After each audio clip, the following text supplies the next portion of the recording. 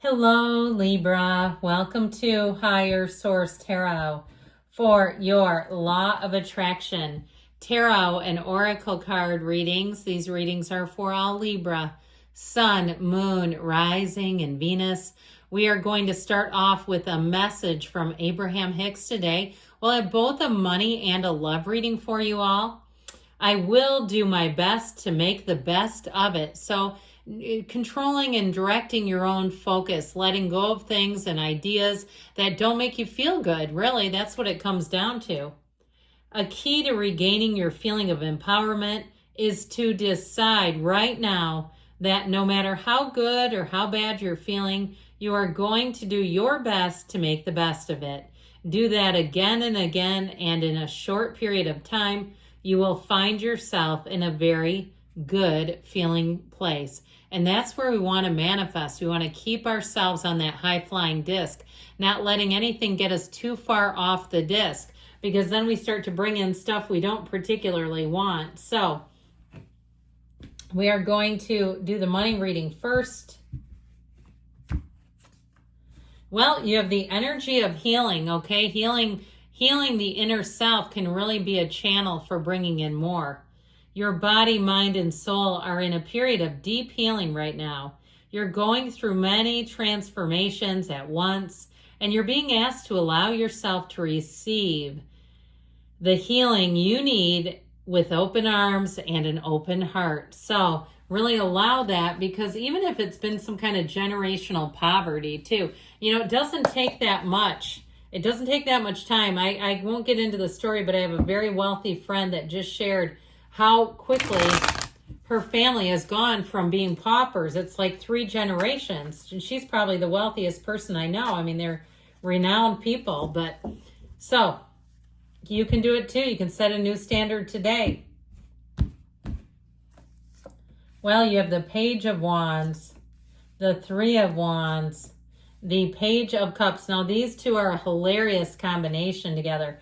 In your advice, you have the 7 of Cups. So I feel like they're telling you you're going to need to have clarity, keep your wits about you in terms of decisions, because you're going to have many choices.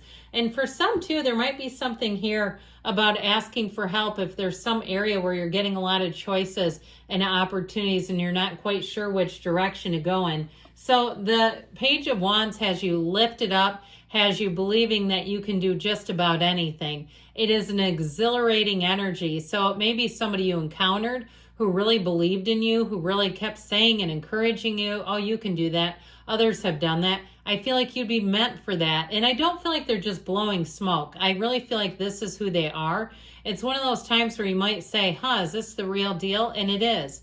So with this Page of Wands, if you also too had some kind of a shift where you work, where it's somebody new who brings in a nice little perspective, they work hard and they might also play hard as well. I would also say, though, with moving, I feel like you have somebody who's an eternal optimist around you. They really do think and believe, it's not just a thought, they believe that anything is possible. And so if you encountered this person and you were in awe, you were awestruck by them because you're like, man, I wish I was as easygoing as them. Know that they got put in your lap for a reason. They were sent into your awareness for a reason to show you. You may require more of this quality, more of that eternal optimism. The 3 of Wands says your ships are coming in. The wait is finally over for you. With this 3 of Wands, it definitely brings expansion. It's a feeling of security. 3s are mystical numbers. They're wonderful numbers. And so they indicate happier times. They indicate that what you want is here. You have an offer. Pages come in with messages. So I feel like, too, if you've kind of been waiting with bated breath, here's the yes. Here's the offer where you go, oh, man, I can relax a little bit. I don't have to be so worried. If it's something with a loan, if it's something with a job, or even something with housing, here's the realtor. It's like, man, do I have a place for you? So I feel like, too, you may have a little bit of an aha moment. If you've been thinking about downsizing and you're getting closer and closer and you're starting to wonder, should I sell now and then go into something and rent for a period? If you're not quite sure where you're going to end up, I feel like you get something here. I even heard somebody, and I'm not recommending or endorsing this, but tiny house. I see a lot of people doing that move, and I feel like somebody here, you might have kind of an unconventional opportunity. I do feel like with this advice, though, that it may be important to get some hands-on in terms of people who really know their stuff in a certain area, because you have lots of choices. And if it is overwhelming you, then I feel like they're trying to tell you you've got some great ideas and choices here, but you might need a second opinion just to kind of look at, you know, what will last, what will be the working conditions, what will be the living conditions of a certain place. So next, we're doing a love reading here.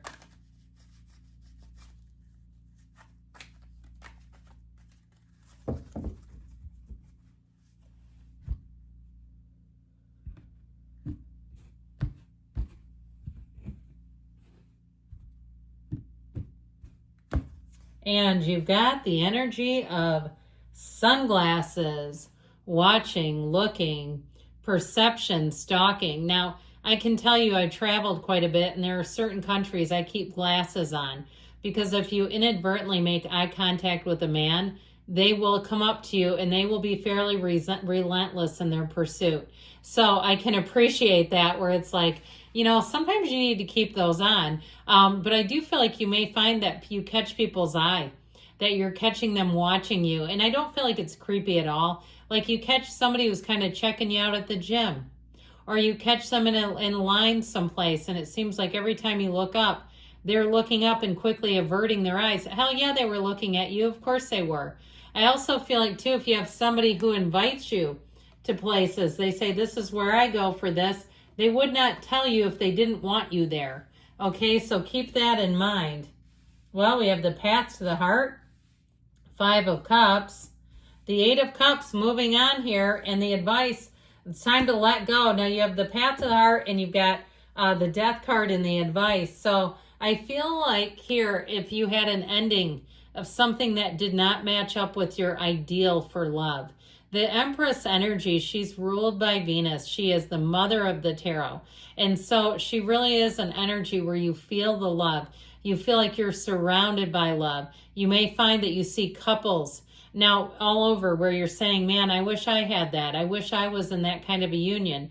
I feel like instead of observing it as the lack in your own life, observe it as the universe saying, this is available to you. How about this?